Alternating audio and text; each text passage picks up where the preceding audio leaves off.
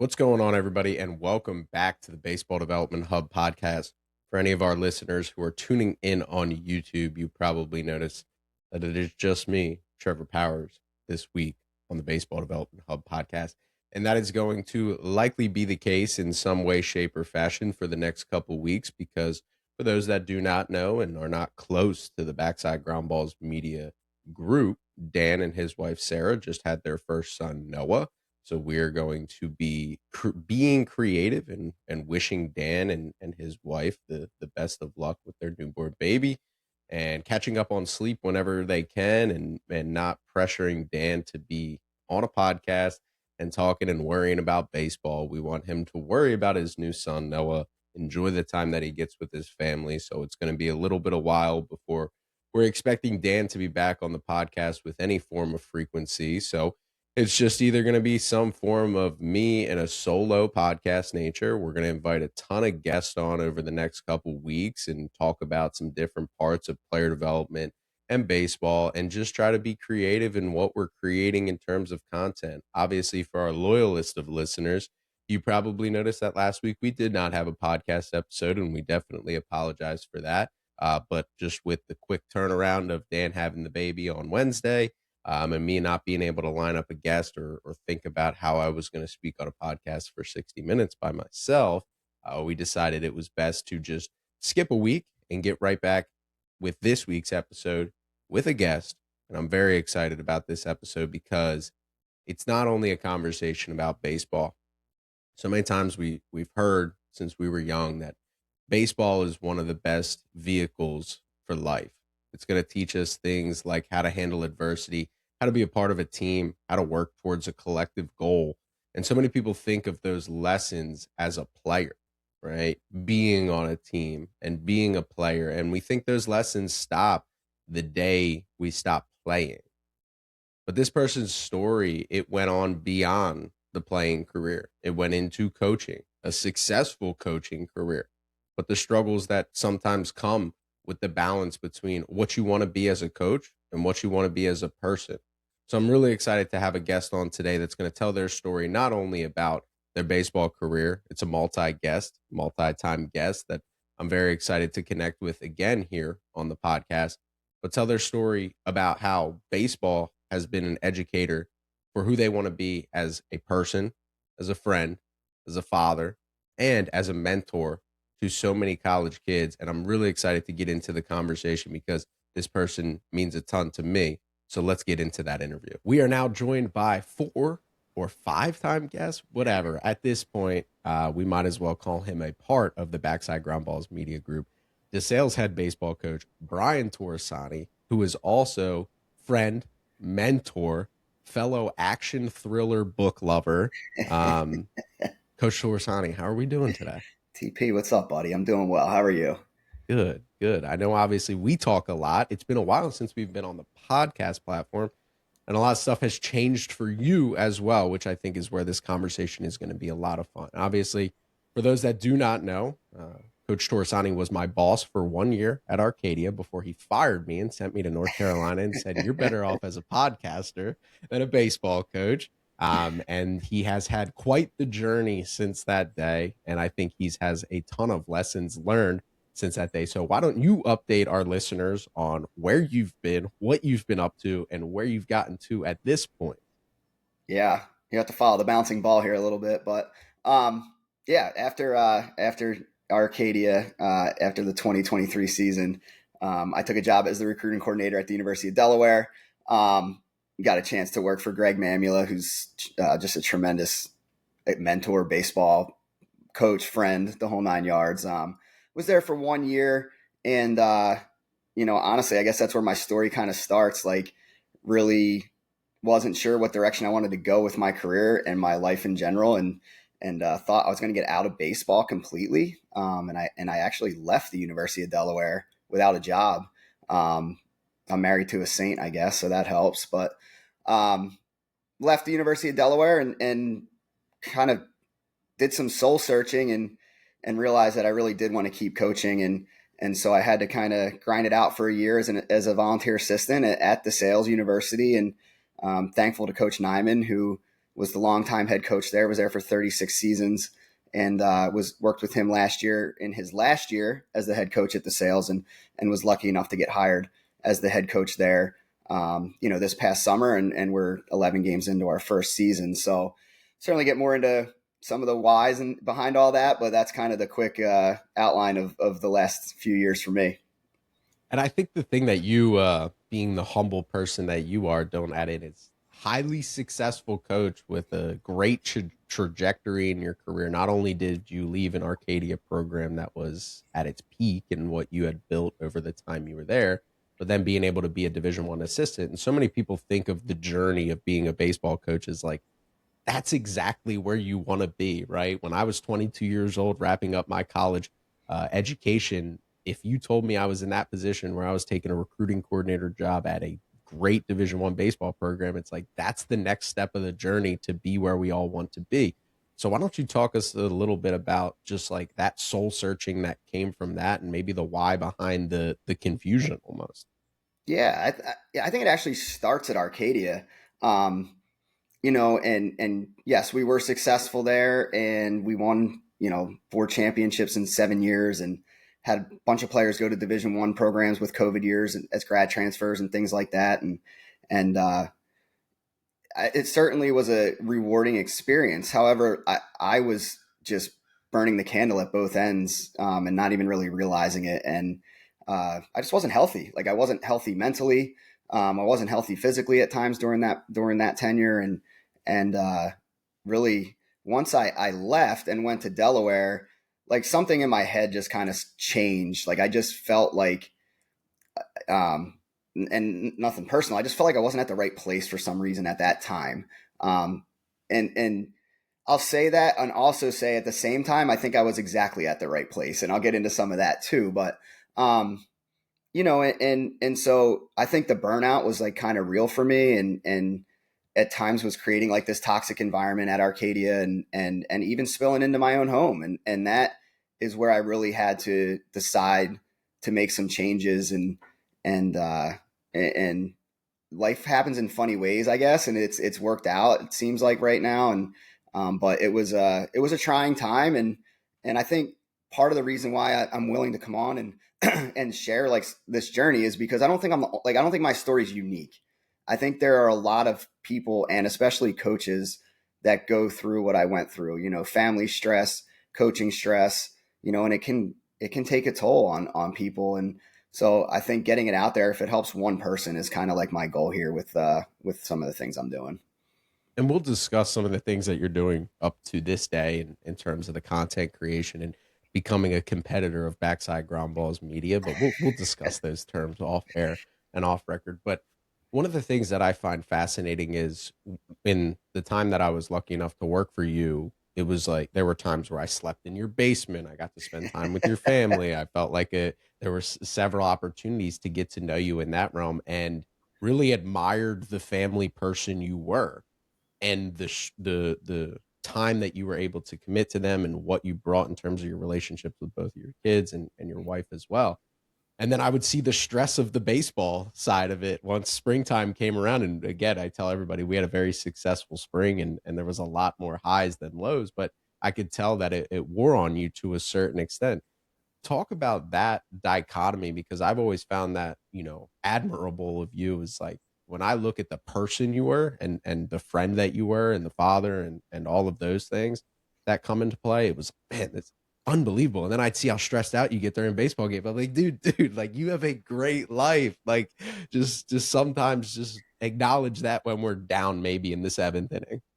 Yeah, no, that's 100%. I appreciate you painting that picture, because I think that's what anxiety does to people, right? Like when you struggle with anxiety, it can really blind you to the positive things that are occurring in your life, because you're, at least for me, like just so worried about the future and the things I couldn't control.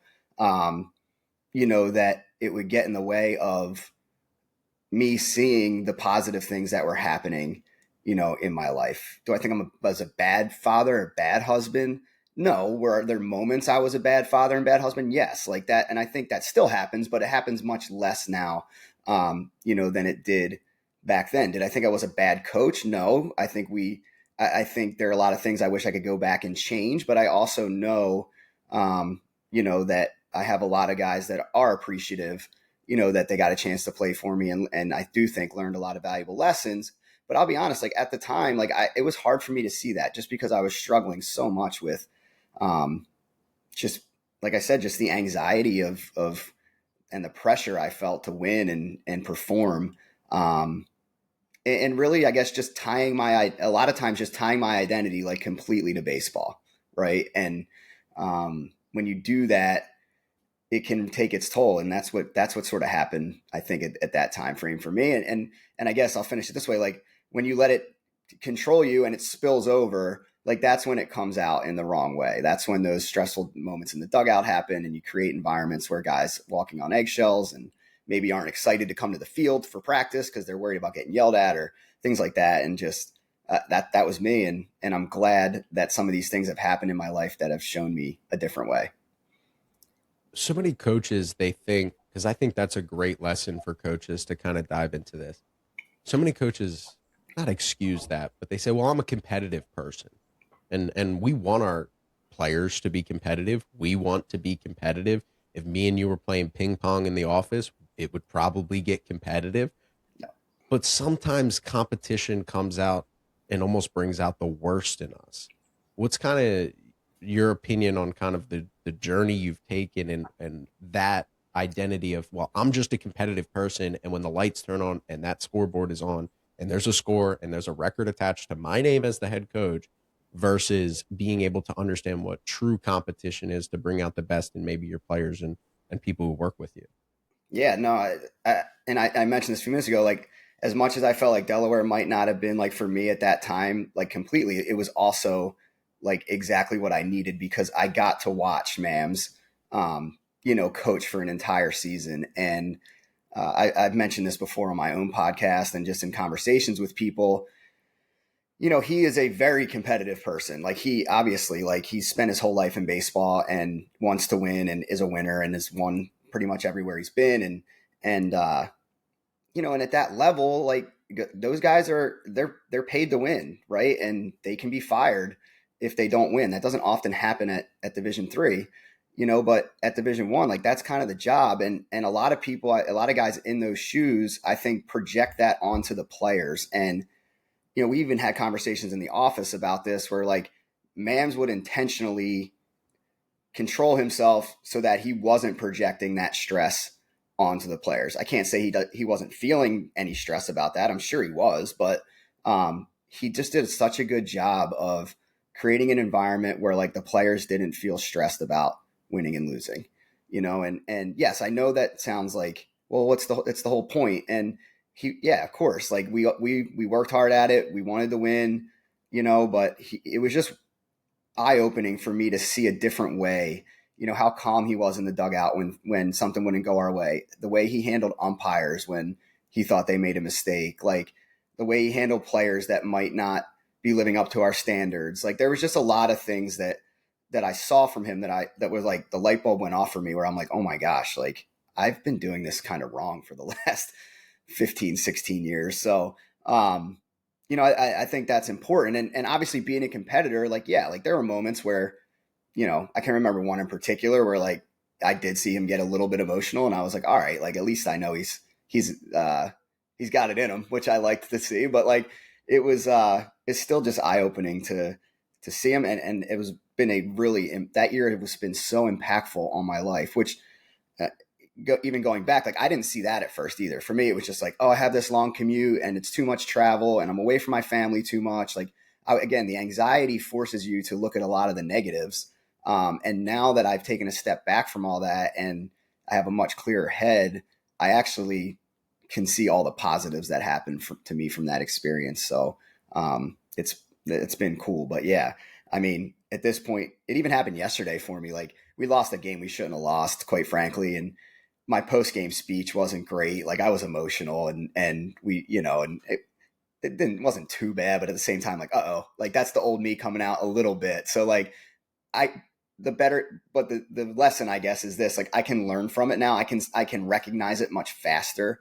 Right. And be able to kind of make an adjustment, where in the past I would just let it spill over and it could get ugly. So Well, I'll even tell you, I always knew that it was in there when I was around you because I still remember to this day the season we worked together, the first game of the year, and we had a wildly successful year. We were down and guys were playing tight. It wasn't really going well, and I remember you walking down the dugout at one point during that game, or whether it was between games because it was an opening day doubleheader. It was like, guys, we knew this was going to happen, right? It's not about the adversity; it's about how we respond to the adversity. I was like, man, that's awesome, awesome, right? Like I was all fired up, and we responded back, and that group of guys really gravitated towards that message. So it was always in there. It was just about yeah, getting to it with the form of consistency that leads to it not spilling over into the struggles and to the, the outcome based focus and things like that, instead of focusing on the process. A question I have for you, because I wanted to ask you the aha light bulb moment, but you hit on it there.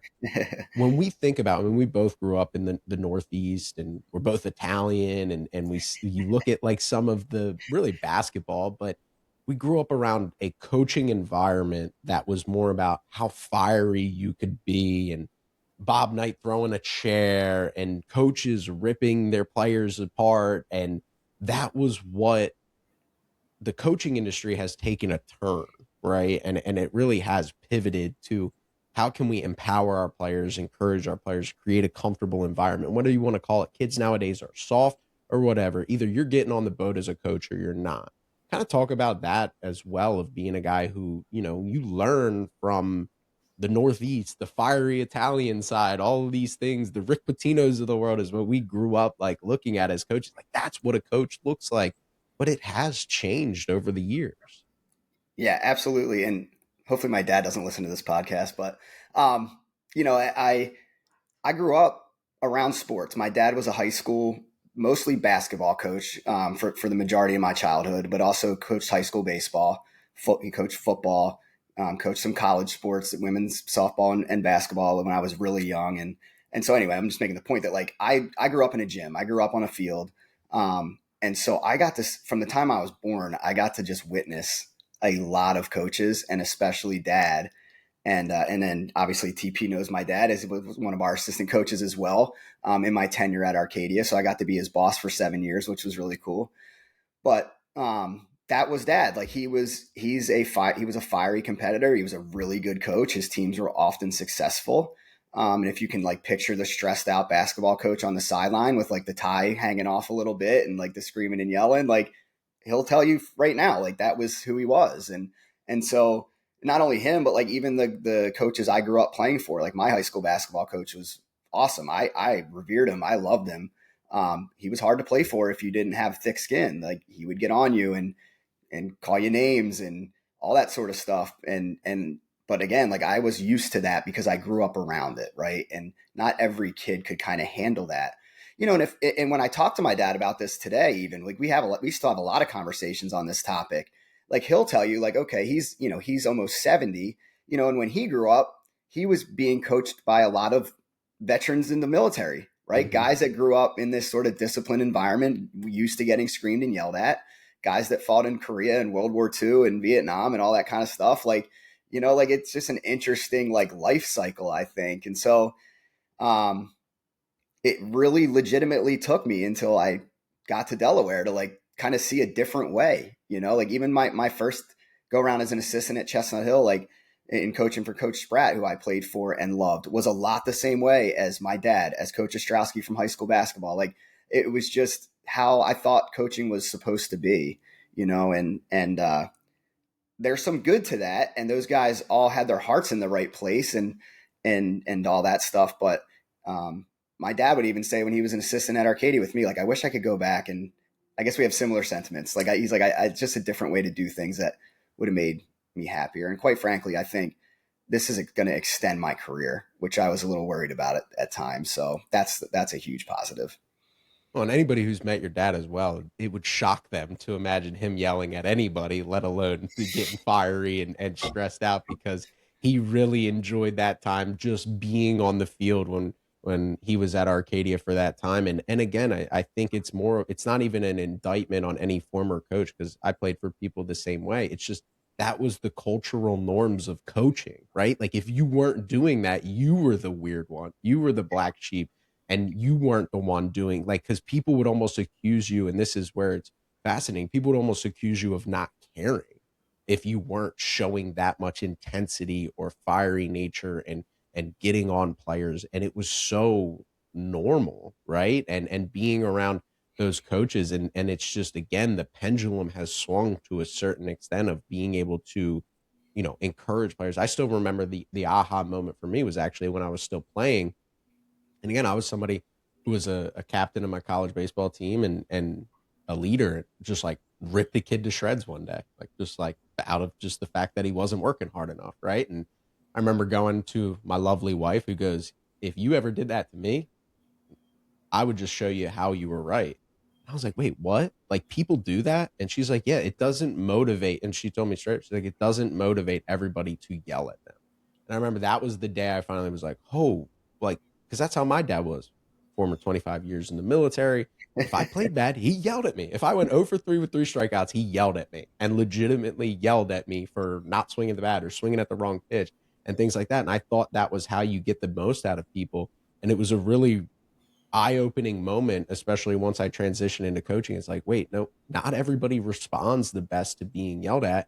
And you might be driving kids that are talented enough to make it out of the sport to a certain extent if you're hard enough on them, which is hard to look back at and think about, right?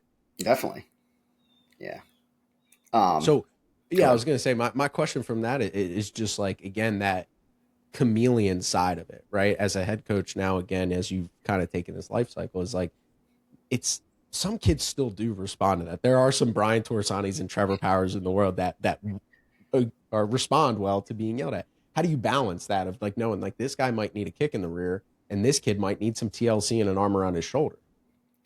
Yeah. So I, um, it's a good question. And I think about actually like officiating and umpiring when I think about this. Like I've done a little bit of that in my life, and they always will tell you like if there's like a controversial call, right, and like you meet like you owe and you need to like critique your partner on some scenario, like it's always private before public. So yeah, like they'll meet, they'll talk, and then make sure they have a game plan, and then kind of give the public the information, right? So it's like at this point for me, like if I'm going to criticize, I try to do it in private, right? And that's when I say that, like if it's an effort thing or if it's an attitude thing, like that might get criticized right away. Like just if it's a behavior that we just can't tolerate, doesn't happen often, luckily with us. But like if it's an ongoing thing, like where I used to just flip out on guys and kick them out of practice and create a scene. Now it's more of, hey, let practice end, let everybody not walk on eggshells, and call that guy into the office and have a conversation. So I think that has really done a lot for my own mental health and for our players' well-being. Like it just is a much better scenario. So you definitely have to balance it some. I think the other thing I realized too is like baseball is a lot different than a lot of other sports. Like it's a long season. We play more games than anybody else. So like if you start creating that environment in game 3 of a 40 game schedule in D3 and you got two and a half more months to go, like man, it can be really miserable for everybody. Right. So you got to pick your spots, I think, to be able to do that. And then the last thing I'll say there too is like now that I do pick my spots a little bit better, I think the message is way more impactful when I actually have to get on somebody. So that has been, and I always knew that, but I just wasn't, I'd never really bought into it, I guess. And now I'm like seeing it and happen, and I'm like, all right, this is way better. Like when I do have to raise my voice or say something stern, like everybody's like, whoa. And it's funny, TP, like you'll probably laugh at this. Like I yelled the other day and one of my guys comes up to me in practice, like, Coach, we didn't even know you had that in you. And I'm like, oh my God. Like, I'm like, here's like 5 numbers of guys that played for me at Arcadia. Like go call them and see what they say.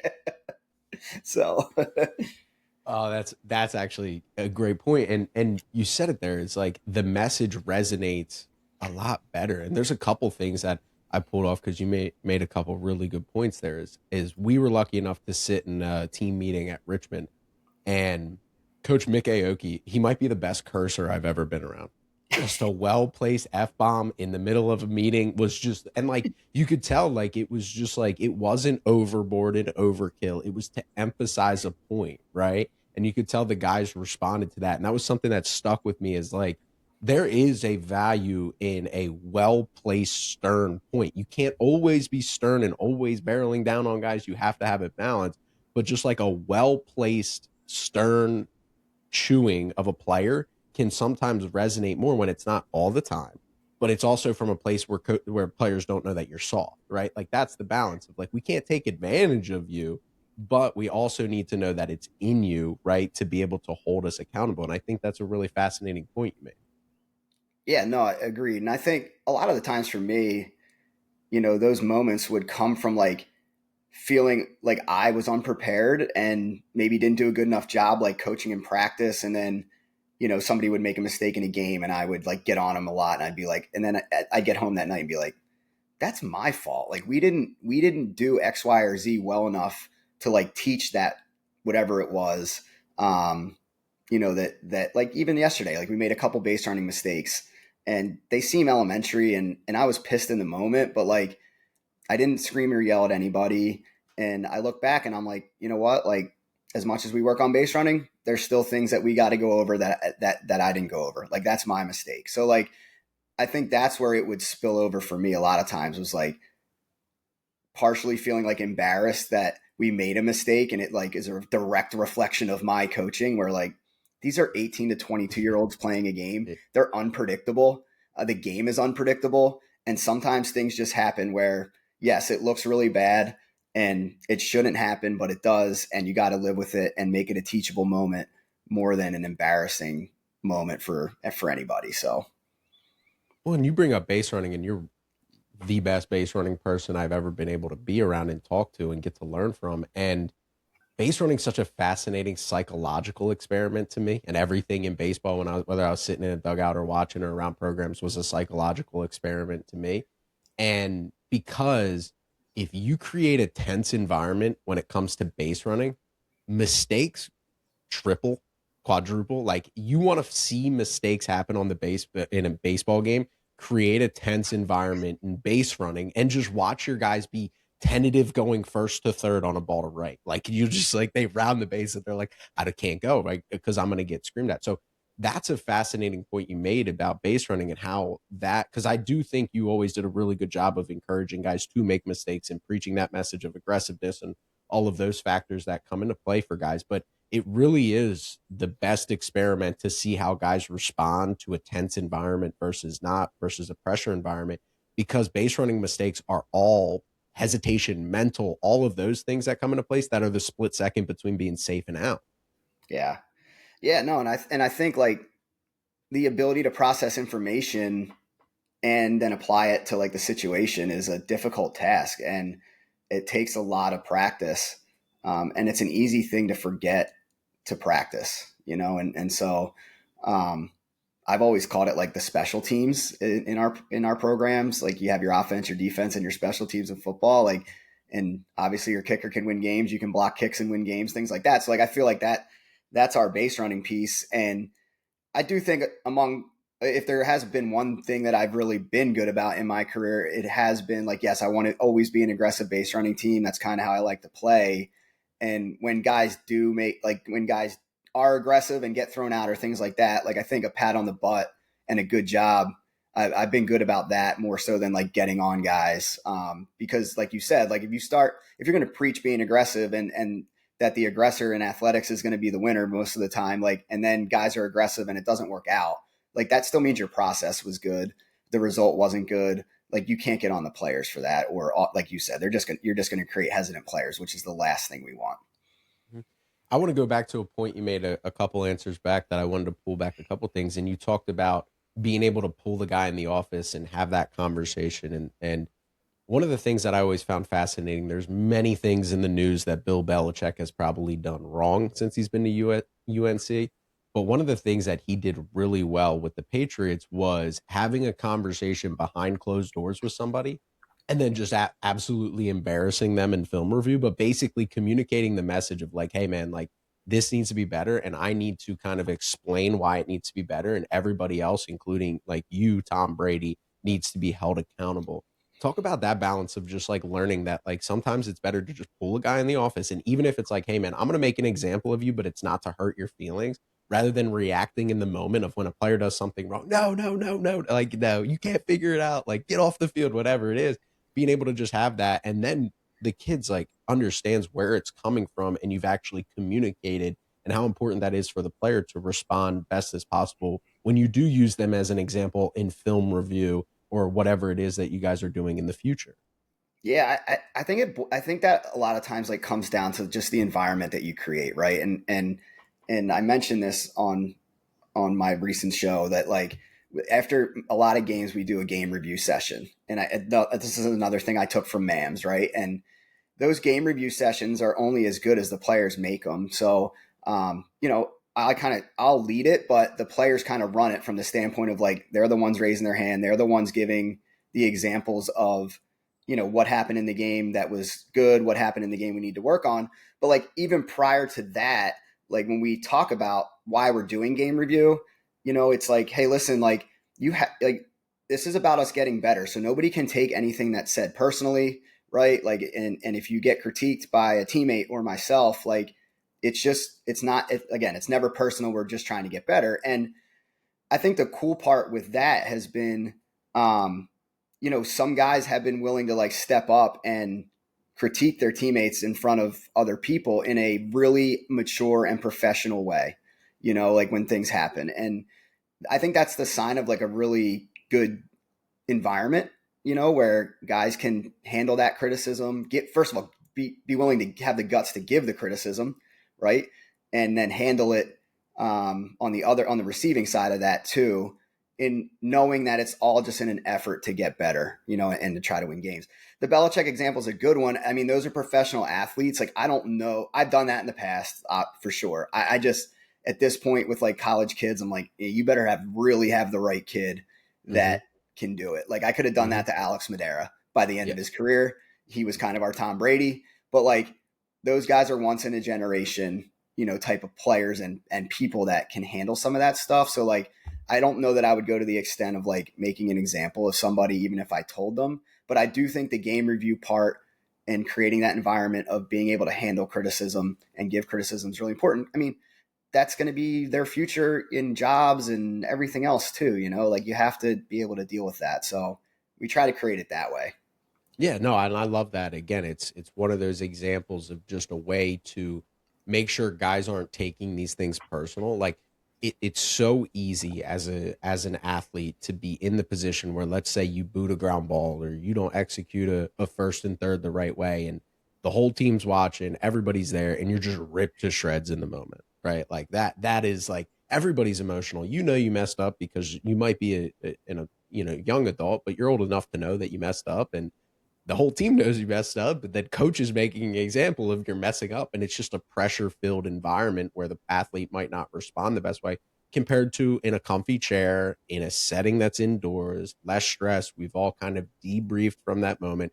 We can all take that criticism just a tick better, right? It's a lot less personal when it's just us sitting in a classroom and having a conversation as teammates and holding each other accountable. And I guess my question from that is, how important is the relationship with the player to be able to have those tough conversations, but not make them personal? Yeah.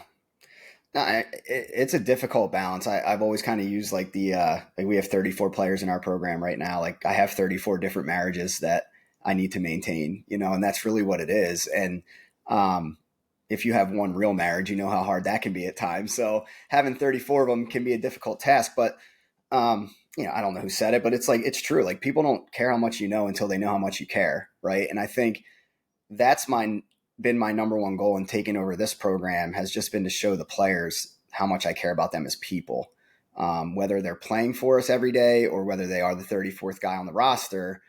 And that's difficult this time of year because I'll be honest, like I'm not perfect in that. Like there's certainly guys that are not playing a ton that I probably need to get a touch point with here soon. just to let them know that I'm still thinking about them, and that, that I do obviously do care about them, because we're not just here to win baseball games. Like, we're here to develop them and as humans and all that kind of stuff. So it can be tough. It can be a really tough, balance there. One of the things that I've started to do a little bit more of is like intentionally call guys into the office that aren't playing as much, like before it gets to the point of them being so disgruntled that it creates an issue within, in the clubhouse. And honestly, and honestly, just being as honest as I possibly can. Like, hey, Trev, I love you. You work hard, you do everything right. There's nothing that you're doing that is preventing you from playing. It's just these are the guys we've decided to go with right now. This is your role. You're our defensive replacement in the outfield. We need you ready when we have a lead. We need you to, be the best you can at that role, but while also continuing to work, because you never know when your number is going to be called for something bigger. Like, to me, those conversations that I'm having more and more of now are way more valuable than I realized until we started doing it. So Yeah, and you made the first point you made about, nobody knows once you're really criticism until they know how much you care. I always say that, like, because I'll be walking in the park one day and there'll be a kid hitting wiffle balls with his dad. And it's like, yeah, sure, with my experience and knowledge, I feel like I could offer that kid some advice. But you ever put yourself in that person's shoes and say, imagine if I walked up, even with my experience, or let's just say Mike Trout walked up to a kid in the park and the kid didn't recognize Mike Trout and was just like, and they just straight up started like, hey, I'm a former big leaguer. This is what you should be doing. The instinct is like, whoa, whoa, whoa, who are you? Right? Like, it's like, and like that always resonated with me of like finding out the why of why somebody's doing something with their swing, just from a swing standpoint or anything about that, is like they need you to communicate back and forth with them before you start offering criticisms to what they are. Because no matter who we are, our human instinct is to get our guard up, even if that person is the smartest person that's ever graced the earth in terms of the swing. If you just walked up and started making changes without asking the why they are doing something, or how they got to that point and those kinds of things, it's really important to understand. And that's kind of like why it's fascinating with the scenario you're in right now, is because you're a first year head coach. Yes, you were around the program last year, but you're a first year head coach. So you could have walked in the fall and been like, here's my accolades. You guys know the conference championships? Got them. Hosting regionals? Got them. Listen to me. But right. that's not, is that productive? Are you going to get the group of guys to go in the right direction that you want to get? So talk a little bit about that scenario itself of being able to, again, you were there last year, so that matters. And you've built some, lasting relationships in that time frame, but how that process was. Yeah. And I think the interesting part for me in my career has been like the way that I've like gotten into different programs. Like, when I took over at Immaculata, it was mid-year, and like that was hard because we're getting in literally like 4 weeks from the time I took the job, like we're playing games. So now I got to develop relationships and sort of speed date in a sense to like get ready for that season.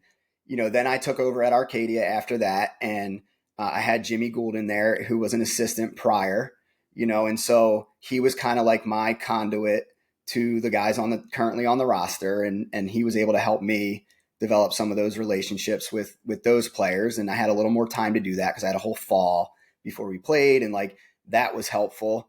Obviously at Delaware going in as an assistant, I had to develop all new relationships, with those guys, and my experience as a head coach prior to that, I think was really helpful because I still thought like a head coach, which I think Mams appreciated actually. And, was able to, I think, do a decent job, in developing a lot of those relationships pretty quickly. But then fast forward to DeSales, like even though I had some whatever credibility to my resume, like I was still the assistant last year. Like I wasn't the one making the final decisions on who played and who didn't. So like that relationship's automatically different, right? Like guys feel comfortable coming to you. I was the one in the cage with them a lot. I was the one out in early work with them a lot more than honestly this year, which I'll get to in a second. Like and so like that has helped me.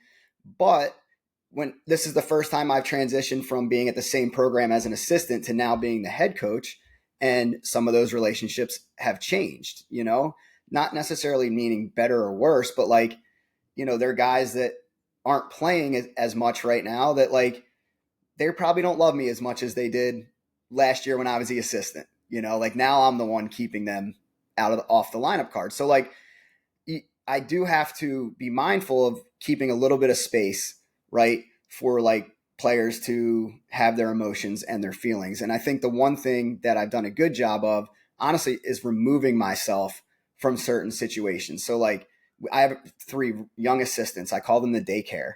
And the daycare is awesome because they relate really well to the players.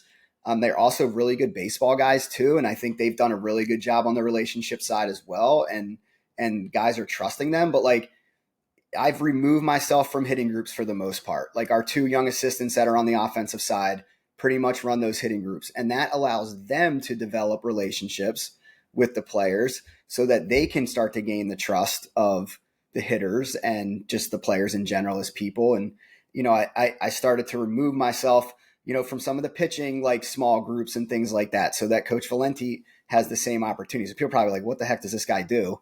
If he's not like there. But, and so my goal or my job is more like running sort of like the big picture stuff. So like when we have team practice, like I'm kind of the maestro of a lot of that stuff and our team meetings and the culture side of things. Like as much as I love being in the cage and as much as I love being hands-on, which I still will do once in a while, right? I think it's more valuable to give our assistants the time to develop those relationships because they're sort of like that go between me and the players too. And I just think it helps create a really healthy environment that way. So I don't know if everybody does it different, but that's how I've been doing it. So, And again, like to give you credit, I think some people, the way you painted that is like, man, this guy must have been a pain to work for. You were like that when I was there too. Like I had a lot of leeway over the hitting groups. A lot of times it was just me and Pops and in there working with the guys. And as long as we briefed you on the plan, it was good to go. Right. And there was a lot of trust there. So it's not like you ran a tight ship. I mean, you did run a tight ship, but you know what I'm saying, where it was yeah, like yeah, you oversaw everything, micromanager. But I think it's really important because position coaches at the end of the day, like, are therapists, right? Like, hey, I'm not in the lineup card and I'm not happy about it. Well, guess what? Don't go barging into coach's office. Like, come sit down with me. Let's have a conversation. Okay, what's going on? Why do you feel like you deserve an opportunity? Hey, like, I'll convey the message of what coach thinks about you. Hey, like, it's not because you can't hit, it's because you can't play defense, or we think this right. guy's more productive in this role, or those kinds of conversations that you have. And when the hitting coach has that relationship or the pitching coach has that relationship, that transparent conversation can be had so that that kid doesn't and you mentioned the lineup card, which I think is a really fascinating psychological part, is filling in the blanks is what I call it. Right. Opening day comes, kid thinks he's the 9th player on the roster. He's actually 11th. Coach writes the lineup card up. He's not on there. It's gut wrenching, right? For the player. If you haven't communicated that or you don't have somebody he trusts that can go into, he fills in the blanks. And more times than not, 18 to 22-year-olds, they go, coach hates me, right? I'm not playing. Coach hates me. I'm not playing. I'm never going to get my opportunity here. Getting them to be able to fill the blanks with either it's communication, like you mentioned earlier, bringing them into the office, having a transparent conversation, right? Not beating around the bush, being transparent about where they stand in your eyes so that when that lineup card's written, they're not surprised. The worst feeling in the world is being surprised that you're not in the lineup card. Worst feeling in the world, right? Or Yeah. having the hitting coach that's able to be pseudo therapist to be like, hey, I'm frustrated about this, and this. I feel like I've done everything right. I feel like I'm in a position, and being able to be like, hey, this is where we're at, and be transparent with them in that way. It just creates a better, like I always say that the definition of a culture is the end of the dugout, opposite of where the coaches stand. That becomes a positive place when you have these systems in place compared to guys down there complaining about this, that, and the other, not rooting for their teammates, being ultra competitive about being like, I should be the guy and things like that. And kind of just talk about that in general of running a program. Yeah, no, it's definitely a challenge. And, I think a lot of coaches get like accused of playing favorites. And a lot of times, when you post a lineup, it's like, and I haven't said this to our guys, but I'm like, well, yeah, I have favorites. Every coach has favorites. They're the guys that help them win. They're the guys that do the right thing off the field. Like they get good grades and like, like of course, like those are my favorite players, in a sense. And I'd say that tongue in cheek. Like I all my guys are, I care about and all that kind of stuff. But like, yeah, like we're going to play the guys that we feel like give us the best shot to win. And if you portray that message, you got to follow through with that too, right? Like, and so, that creates some really tough decisions from my chair at times. Like we feel like we're pretty deep. We've gone into this season with the idea of, hey, we're going to try to play a lot of guys, keep a lot of guys involved. And we've done a decent job of that up to this point, although the way it's shaped out in the season, like things change quickly. Like the way it's shaped out right now is like, we kind of do have a lineup we like of guys that we're running out there on a consistent basis. And there are some guys that have started games for us and hitting our three and four hole, in some lineups that are on the bench right now, and they've done nothing necessarily wrong to like lose that opportunity, but we're winning for the most part right now. This lineup's playing well. It seems to have some synergy, and so we're continuing to do that. But again, like in the past, I would have just sort of hid that information from the players, where now, even if it's hard to say and hard for them to hear, like we're going to them more proactively to kind of fill them in on that. And it'll turn again. Like it'll be soon enough where like either we get dinged with an injury or a matchup just says like, hey, we need to play this certain guy that hasn't played in a few games. Like that's coming. Actually, we already know like that's coming this weekend coming up. Like, and so you got to just keep guys invested, I think. And that's where some of those conversations can help. But at the same time, like I'm really mindful that like playing time is their currency. So I got to pay them once. I got to pay them where it makes sense so that they continue to invest in what we're doing. Playing time is their currency. Yeah. That's pretty good. That's good. I don't know if that was we'll say that's a Bryan Torresani original. We've interviewed a lot of head coaches. That's the first time I've heard that one. And you're right? Like, cause again, they are kids, right? Young adults, kids, and they don't understand the nuance completely because they think they're the best and they should, right? We talk about athletes and we want them to be competitors. I would want my 34th man on the roster to think he's good enough to play, or he wouldn't put his shoes on every day and come to practice, right? He Right. wouldn't think it was worth it. He would just be a glue guy. And trust me, there's a ton of value in glue guys, but like at the end of the day, you want an environment of 34 guys competing to be conference player of the year. But they also have to know where they stand and where they fit and how they are pulling on that end of the rope. Because if you don't have those tough conversations and clearly state where they stand, they're going to start pulling on the opposites. And there's nothing more toxic than a dugout of 6 guys that think they should be playing in the field, 7 pitchers in the peanut gallery down the right field line talking about why they're not the guy going in after the starter or why they're not starting. And you just create this tense environment and ecosystem. And you don't even realize probably how many games that loses you over a calendar year because guys aren't encouraging their teammates. The best teams that you've been a part of, a lot more successful teams than I have. The best teams we've ever been a part of is there's a guy on the end of the bench who's just fired up to be the backup second baseman, fired up to be there, and like embraces that role. And sure, when those guys get their opportunity to come, they go out there, they give it their best effort. They're good enough baseball players. But it's such a fascinating culture dynamic where when that toxicity of the end of the roster starts to boil over, and then your second baseman's playing on eggshells because he knows the guy behind him hates him, right? Because Yeah. nobody's been clearly defined in what they are and who they are. Yeah. Yeah. And it reminds me of like something we did at Arcadia that I've continued here that quite frankly, I stole from Misericordia. So I won't make any bones about that. But we do a core value report card every month where, we have certain criteria that we want our guys to live up to. I shouldn't say it has nothing to do with baseball. It obviously does, but it has nothing to do with like on-field performance. It's all about, discipline, mental game, work ethic, energy, things like that. And guys rate themselves on these report cards, and they also vote for who in that month on the team is like best in those areas. So like we have a player right now is one of the guys I kind of, touched on a little bit, is like this kid is hitting our 3 or 4 hole at times this year. He hasn't played much at all in the last probably 5 or 6 games. And we just did our February like report card. And, he won like the I bring energy to the field every day that elevates my teammates, and he does. Like he's just like that guy that just is constantly into the game, constantly excited. And it like makes me want to play him at some point, like it really does. Like that, I'm a human being too. So I guess my point with that is like, still trying to give guys their flowers that might not be contributing exactly on the field at that moment.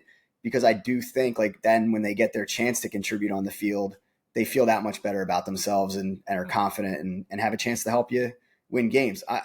I'll say like I'm becoming a master manipulator, I guess, like in a I don't mean that in like a deceitful way, but just like just trying to get these guys to think differently and at times even trick them into like, just staying ready and staying confident to be able to perform. So A seasoned podcaster will give you a better way to phrase master manipulator. there you go. You know people.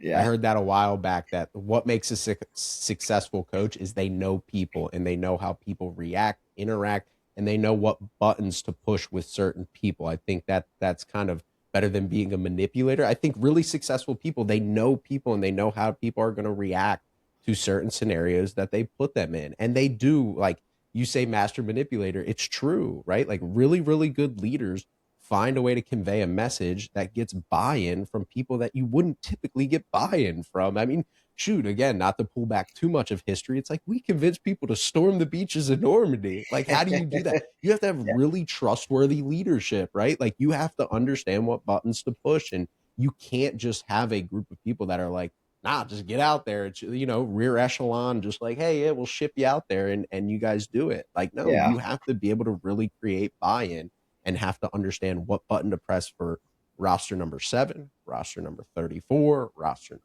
17. Each guy has different buttons to press. And I think that's where the arc of this journey, and I love the story you're able to tell, and I do want to talk about the stuff you're doing now, is Yeah. how it isn't just a blanket guys need to be chameleons to me, right? That's old school coaching. It's like, I have 34 guys on the roster. You got to respond to me. No, as the leader, you got to respond to each guy individually with what their needs. And sure, again, that's the biggest fallacy I think in modern society is kids these days are soft. Kids these days just know what they want more, right? They know what they need more. And it's our job as leaders to give them what they need, right? And I think that that's the cool part about the journey. And again, you paint a picture like you were some tyrant to work for. You're a tyrant coach. I know a ton of players that love you to death that still would run through a wall for you. The ways were just conventional in their own way, right? And those guys understand that now. Maybe in the moment they did not. They understand that you were great to work for, you're a great person, and all those things. And that's why it makes me so proud as an outsider friend looking up to you as the person you are to see the career journey, because it's like there were times where I was like, I just wanted to squeeze it out. I'm like, it's in there. It's in there. Like, just like, but everybody's got to come to it in their own time. And it's so awesome to hear that you have. So with that, why don't you talk a little bit about what you're doing with the Spike Eaters podcast and all of that you're trying to do in terms of building your own platform. You mentioned the podcast and what really the elevator pitch is for anybody listening to this saying, man, I really like this guy's story. I really like what he's talking about. How can I get more? Yeah, no, I appreciate that. And like, this is something that I mean, honestly, like, I don't care how many likes, follows, views I really get, right? Like, that's not why I started this podcast. Quite frankly, like, this podcast has become kind of my therapy, each week. And being a guest on here, whatever, 4 or 5 times, and I'm a podcast like devourer, like on my commute. Like, I just love like leadership and learning and getting better and that sort of thing. So, I decided to start Spiked Heaters, and I wanted to make it different. Like I kind of mentioned this before, I don't think I'm unique in the coaching world in the sense that I think a lot of coaches struggle with some of the same things that I've struggled with and continue to struggle with. And in fact, like the outreach just from doing a few of these episodes has kind of confirmed that, like a lot guys I haven't talked to in years reaching out, saying how much they appreciate like some of the messages and how real it is. And I guess like the point of the podcast for me is to try to use our season right now at DeSales as like the North Star for leadership, coaching, team management, and just some behind the scenes look, I guess, of like what goes into being a head coach and running a college baseball program. I want this to be different than just like your traditional, like this is not a DeSales baseball recap show. Like obviously I'm going to touch on some of the games we played, and some of the things that happen. But the point behind it is going to be more of like the next layer, like why and how do we respond and what are we thinking about doing moving forward, and some of the little stories that come up, throughout the season, I think is what is going to make Spiked Heaters a enjoyable listen, and honestly for me, it's a reflection time for me to get it out. And I'll re-listen to a lot of the episodes, not because I want to hear myself talk, but I listen to them strictly as like a reminder of like, hey, this is what you're talking about. This is what you thought in that moment. This is what you need to continue to be about, today at practice or this weekend or whatever. And so it's really just been like I said, my own sort of like therapy throughout the season. So I've enjoyed it. I really like it. Again, I don't know where it goes, but if it can help one person, then it's worth it. So I'll give you compliments because it's awesome, and I'll tell you the best part about it. And again, I'm biased. I'm one of your biggest fans out there, so it's very easy for me to listen to you and the transparency, right? The hard conversations that I know are hard. I mean, there's been topics, conversations that I don't want to have on here that we maybe never will have because it's just hard to dive into that transparency about the struggles, the trials, the tribulations, the hards, the ups, the downs, being transparent about where your shortcomings were, where you succeed. Like again, and I think that the coaching industry needs more of that, which is why like I'm so fired up that you're doing it, because there are a lot of people out there that just need to hear that message with some form of consistency that it is okay to feel this way. It is, yeah, you don't have to feel that way in terms of bringing your work home to the extent. And it doesn't mean you don't care. It correct. doesn't mean you don't care. You don't have to sit there and sulk in the corner when you get home and you have two kids and a wife that loves you. You don't have to. We talk about this all the time off the record here. It's like divorce rates in coaching is way too high. And it's because people ride that roller coaster of a regular season, wins and losses, and they bring it home with them. And Yep. we don't we owe it to our families to not do that. And I think that's where you really have an opportunity to resonate with coaches, and why it's an awesome listen. And I recommend anybody who's tuning into this to listen to it, because it's not just a lesson about baseball and bunk coverages or any of those things that you could go hours for and you would teach a ton of coaches everything. It's about how to be a leader. It's a leadership podcast that everybody, whether you're a Fortune 500 leader or whether you're a restaurant manager or whether you're just a leader of your own life and your family and you just want to learn how to not bring hard days at work home. And I think that's where the podcast is phenomenal, and it's a recommended listen for everybody in my mind, is just that transparency that you come with, because it's not easy to go and talk. And even if five people are listening or 500 or 5,000 or 500,000, it's not easy to be transparent and honest in those vulnerable moments. And that's where the podcast is phenomenal. No, I appreciate that. And I'm trying to not turn this into like a preachy type of thing either. Like I just want to be real and tell you how I'm feeling and why I'm thinking certain things. And again, if somebody can take something out of it, then great. But this is not this is how it should be done sort of situation. This is more of a how I'm doing it, why I'm doing it this way, and helps me kind of get it out. I mean, if you just, my production's gotten much better. I have a microphone now. So if you listen to the first episode, I literally recorded it in my car. You can hear my turn signal going off as I'm driving.